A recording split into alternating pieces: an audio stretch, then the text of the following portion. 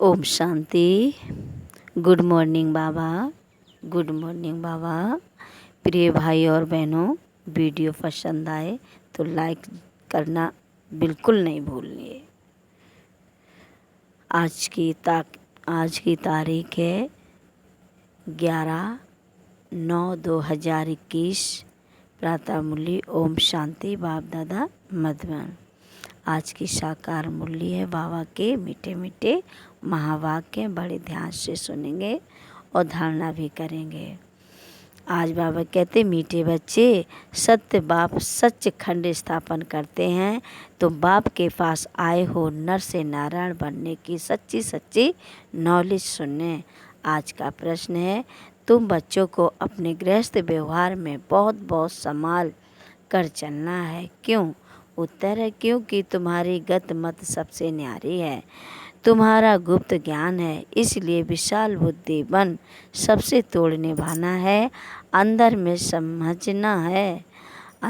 समझना है हम सब भाई भाई व भाई बहन हैं।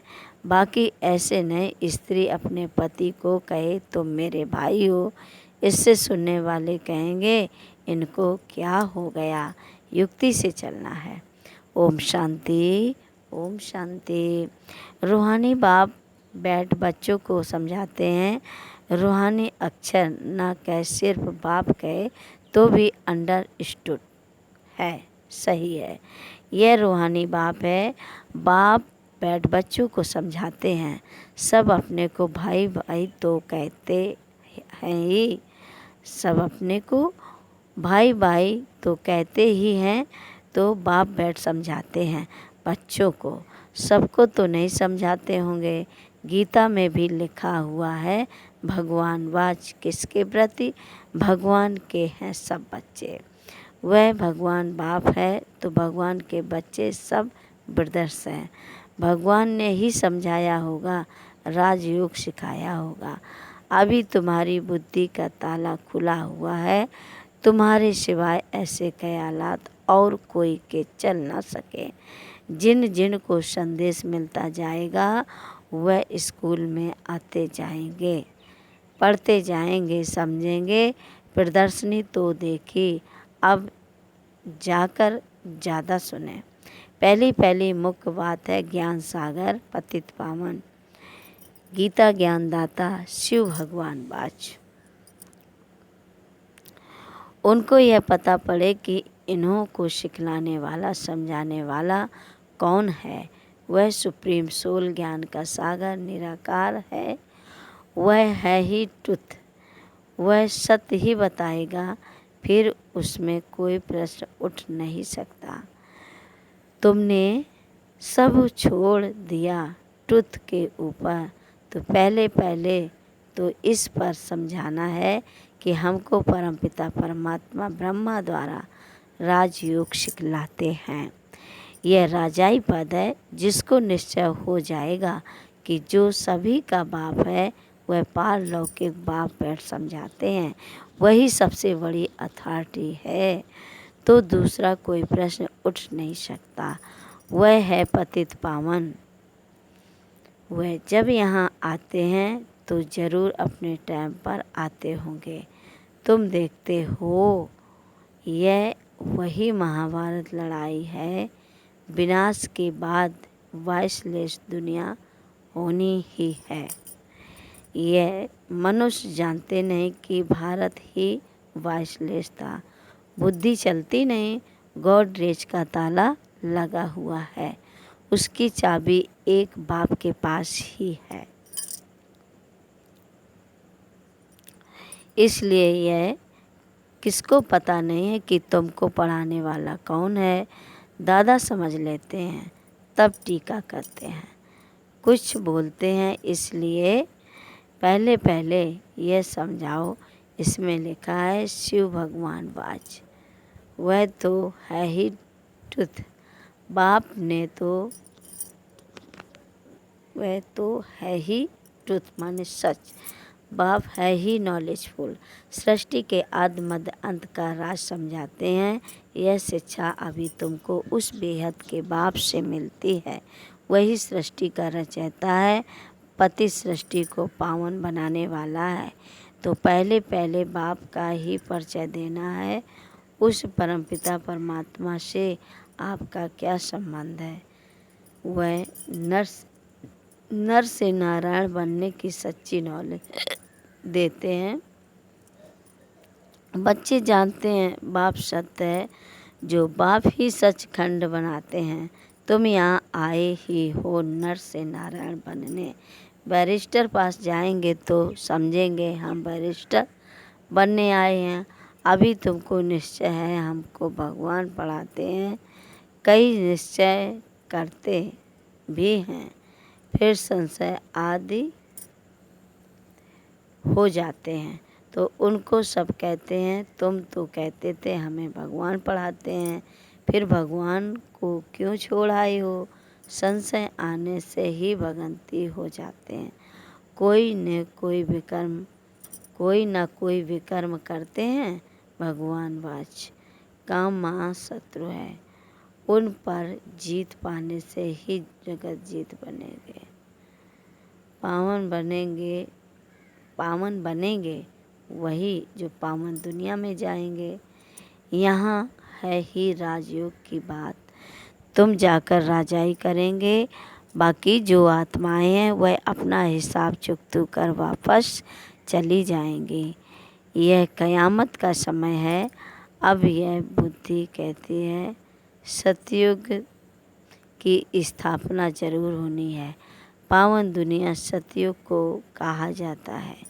बाकी सब मुक्ति धाम में चले जाएंगे, उनको फिर अपना पाठ रिपीट करना है। तुम भी अपना पुरुषार्थ करते रहते हो पावन बन और पावन दुनिया का मालिक बनने के लिए। मालिक तो अपने को समझेंगे ना, प्रजा भी मालिक है। अभी प्रजा भी कहती है ना हमारा भारत। तुम समझते हो अभी सब नरकवासी हैं। अभी हम स्वर्गवासी बनने के लिए राजयोग सीख रहे हैं। सब तो स्वर्गवासी नहीं बनेंगे। बाप कहते हैं जब भक्ति मार्ग पूरा होगा तब ही मैं आऊँगा। मुझे ही आकर सब भक्तों को भक्ति का फल देना है। मेजॉरिटी तो भक्तों की ही है ना। सब पुकारते रहते हैं हे फादर, हे गॉड फादर। भक्तों के मुख से ओ गॉड फादर, हे भगवान, यह जरूर निकलेगा। अब भक्ति और ज्ञान में फर्क है। तुम्हारे से कभी हे ईश्वर, हे भगवान नहीं निकलेगा। मनुष्यों को तो यह आधा कल्प की प्रैक्टिस पड़ी हुई है। तुम जानते हो वह हमारा बाप है। तुमको हे बाबा थोड़ी ही कहना है। बाप से तुमको तो वर्षा लेना है। पहले तो यह निश्चय हो कि हम बाप से वर्षा लेते हैं।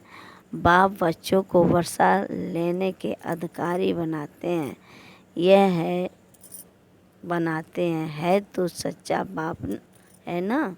बाप जानते हैं हमने जिन बच्चों को अमृत पिलाए, ज्ञान चिता पर बिठाए, विश्व का मालिक देवता बनाया था, वही काम चिता पर बैठ भस्मीभूत हो गए हैं। अब मैं फिर ज्ञान चिता पर बिठाए घोर नींद से जगाए स्वर्ग में ले जाता हूँ। बाबा कहते हैं बाप ने समझाया है तुम आत्माएं वहाँ शांति धाम और सुख धाम में रहती हो। सुख धाम को कहा जाता है वॉइसलेस वर्ड, संपूर्ण निर्विकारी। वहाँ देवताएं स्वीट रहते हैं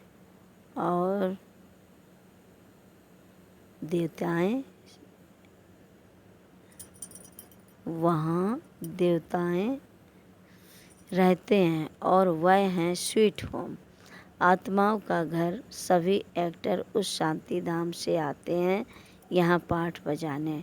हम आत्माएं यहाँ की रहवासी नहीं हैं। वह एक्टर यहाँ के रहवासी होते हैं।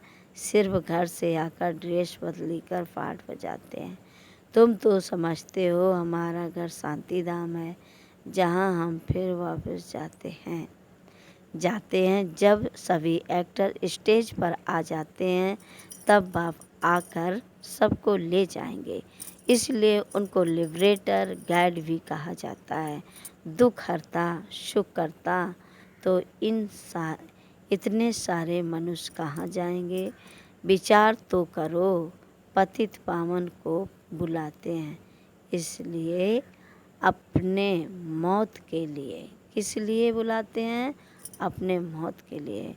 दुख की दुनिया में रहने नहीं चाहते हैं, इसलिए कहते हैं घर ले चलो। यह सब मुक्ति को ही मानने वाले हैं। भारत का प्राचीन योग भी कितना मशहूर है, विलायत में भी जाते हैं। प्राचीन राजयोग सिखलाने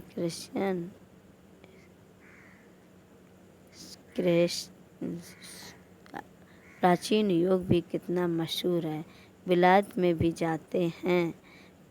प्राचीन राजयोग सिखलाने क्रिश्चियन में बहुत हैं जो सन्यासियों का मान रखते हैं। गेरू कपनी की जो पैरवाइश है वह है हठ योगी की। तुमको तो घर बार छोड़ना नहीं है ना। कोई सफ़ेद कपड़े का बंधन है, परंतु सफ़ेद अच्छा है। तुम भट्टी में रहे हो तो ड्रेस भी यह हो गई है। आजकल सफ़ेद पसंद करते हैं। मनुष्य मरते हैं तो सफ़ेद चादर डालते हैं। तो पहले कोई को भी बाप का परिचय देना है। 2 बाप हैं। यह बातें समझने में टाइम लेती हैं। प्रदर्शनी में इतना समझा नहीं सकेंगे। सतयुग में 1 बाप, इस समय है तुमको 3 बाप, क्योंकि भगवान आते हैं प्रजापिता ब्रह्मा के तन में। वह भी तो बाप है सबका। अच्छा, अब तीनों बाप में ऊंच वर्षा किसका है? निराकार बाप वर्षा देते हैं। वह फिर देते हैं ब्रह्मा द्वारा स्थापना करते और ब्रह्मा द्वारा वर्षा भी देते। इस क्षेत्र पर तुम बहुत अच्छी रीत समझा सकते हो। शिव बाबा है, फिर यह प्रजापिता ब्रह्मा, आदि देव आदि देवी, यह है ग्रेट ग्रेट ग्रैंड फादर। बाप कहते हैं यह है ग्रेट ग्रेट ग्रैंड फादर। बाप कहते हैं मुझ शिव को ग्रेट ग्रेट ग्रैंड फादर नहीं कहेंगे, मैं सबका बाप हूँ।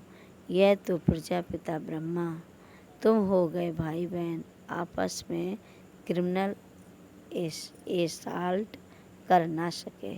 अगर दोनों की आपस में बेकार की दृष्टि खींचती है तो फिर गिर पड़ते हैं, बाप को भूल जाते हैं। बाप कहते हैं तुम हमारा बच्चा बन काला मुँह करते हो। बेहद का बाप बच्चों को समझाते हैं तुमको यह नशा चढ़ा हुआ है, जानते हो।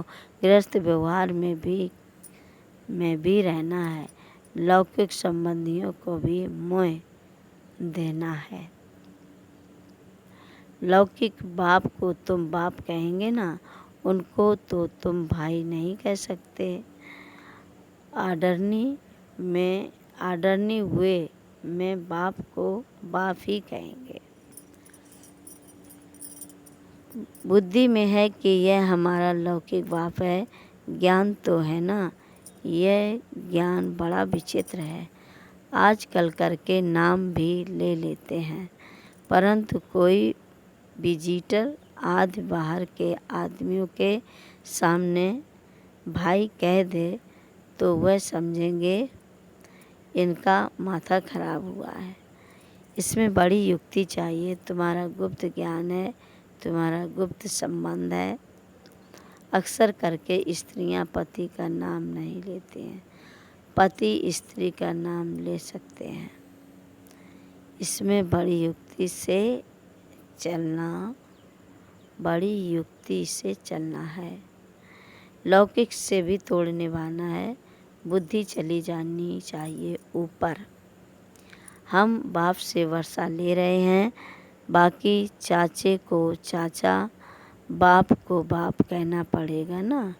जो ब्रह्मा कुमार कुमारी बने हैं वह भाई, जो ब्रह्मा कुमार कुमारी नहीं बने हैं वह भाई बहन नहीं समझे जाएंगे। जो बीके बने हैं वही इन बातों को समझेंगे। बाहर वाले तो पहले ही चमकेंगे, बाहर वाले तो पहले ही चमकेंगे। इसमें समझने की वृद्धि अच्छी चाहिए, इसमें समझने की बुद्धि अच्छी चाहिए। बाप तो बच्चों को विशाल बुद्धि बनाते हैं। तुम पहले हद की बुद्धि में थे, अभी बुद्धि चली जाती है बेहद में। वह हमारा बेहद का बाप है। यह सब हमारे भाई बहन हैं। लेकिन घर में सासू को सासू ही कहेंगे, बहन थोड़ी ही कहेंगे। घर में रहते बड़ी युक्ति से चलना है, नहीं तो लोग कहेंगे यह तो पति को भाई और सासू को बहन कर देते। यह क्या है? यह ज्ञान की बातें सुन ही, यह ज्ञान की बातें तुम ही जानो और न जाने कोई। कहते हैं ना, प्रभु तेरी गतिमत तुम ही जानो। अब तुम उनके बच्चे हो, अब तुम उनके बच्चे बनते हो तो तुम्हारी गतिमत तुम ही जानो। बड़ी संभाल से चलना है, चलना पड़ता है। कहाँ कोई मुझे नहीं तो प्रदर्शनी में तुम बच्चों को पहले यह समझाना है कि हमको पढ़ाने वाला भगवान है। अब तुम बताओ भगवान कौन? निराकार शिव या देहधारी श्री कृष्ण? जो गीता में भगवान वाच है वह शिव परमात्मा ने महावाक्य उच्चारे हैं, या श्री कृष्ण ने?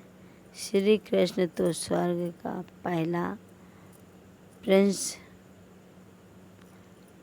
श्री महावाक्य उच्चारे हैं या श्री कृष्ण ने? कृष्ण तो है स्वर्ग का पहला प्रिंस।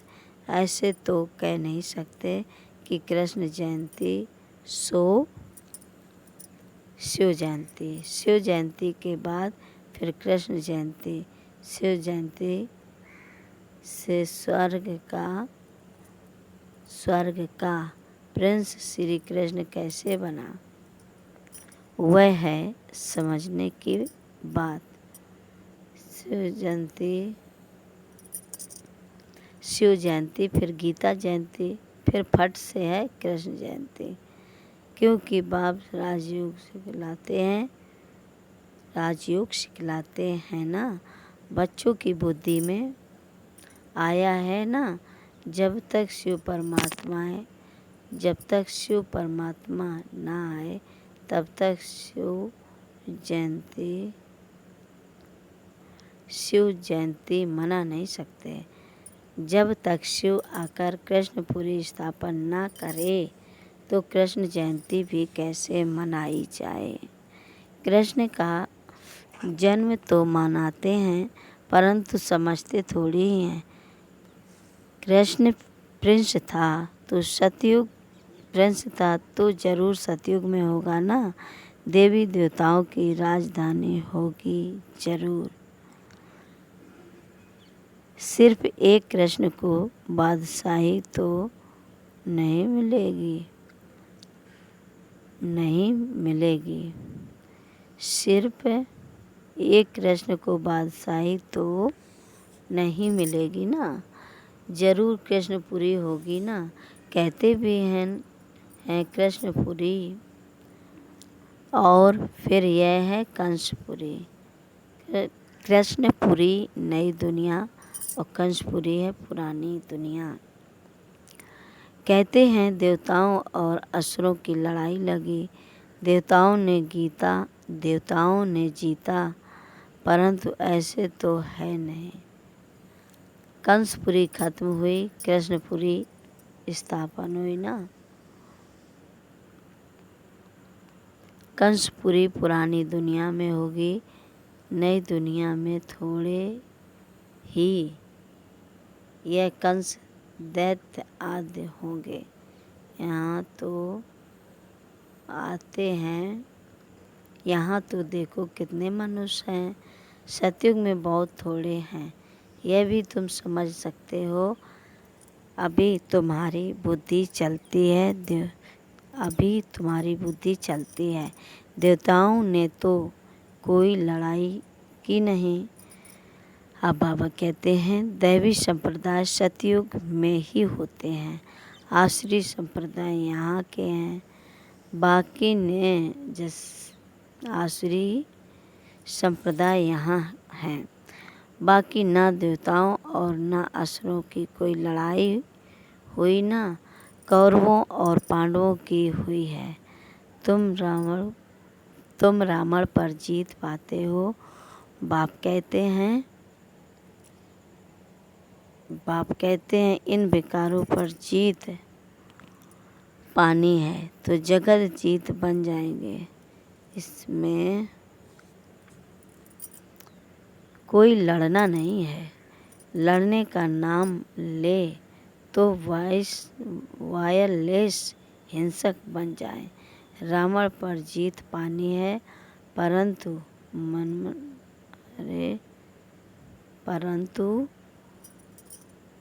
नॉन वायलेंस, सिर्फ बाप को याद करने से हमारे विकर्म विनाश होते हैं। भारत का प्राचीन राजयोग मशहूर है। बाप कहते हैं मेरे साथ बुद्धि का योग लगाओ तो तुम्हारे पाप जरूर भस्म होंगे। बाप पतित पावन है तो बुद्धि योग उस पाप से ही लगाना है, तो तुम पतित से पावन बन जाएंगे। अभी तुम प्रैक्टिकल में उनसे योग लगा रहे हो। इसमें लड़ाई की कोई बात ही नहीं। जो अच्छी रीत पढ़ेंगे, बाप के साथ योग लगाएंगे, वही बाप से वर्षा पाएंगे। कल्प पहले मुवाफिक इस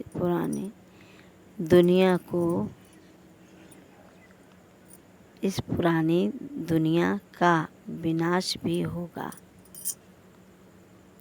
सब हिसाब किताब चुकतू कर जाएंगे, फिर क्लास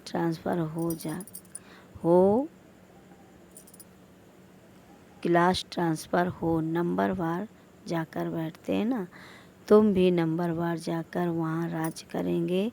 कितनी समझ की बातें हैं। अच्छा, मीठे मीठे शकील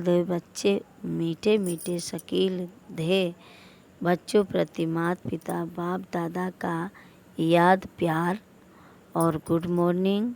रूहानी बाप की रूहानी बच्चों को नमस्ते। हम रूहानी बच्चों की मीठे मीठे रूहानी बाप दादा को याद प्यार और नमस्ते गुड मॉर्निंग बाप दादा। धारणा के लिए मुख्य सार पहली पॉइंट है, इस कयामत के समय जबकि सतयुग की स्थापना हो रही है तो पावन जरूर बनना है। बाप और बाप के कार्य में कभी संशय नहीं उठाना है।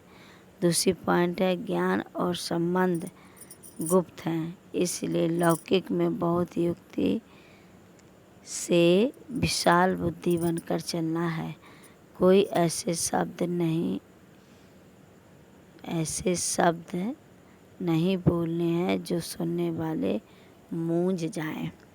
आज का मधुर वरदान है, बाबा कह रहे हैं मनमत परमत को समाप्त कर श्रीमत पर पद्मों की कमाई जमा करने वाले पद्मापदम भाग्यशाली भव। जो बच्चे श्रीमत पर चलने वाले एक संकल्प भी मनमत व परमत नहीं कर सकते, स्थिति की स्पीड यदि तेज नहीं होती है तो जरूर कुछ ना कुछ श्रीमत में मनमत व परमत मिक्स है। मनमत अर्थात सहज काल, मनमत अर्थात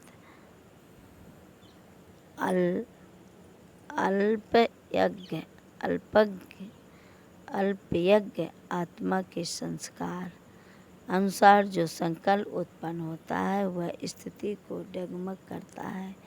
इसलिए चेक करो और चेंज करो, एक कदम भी श्रीमत के बिना ना हो, तब पद्मों की कमाई जमा कर पद्मापदम भाग्यशाली बन पाएंगी।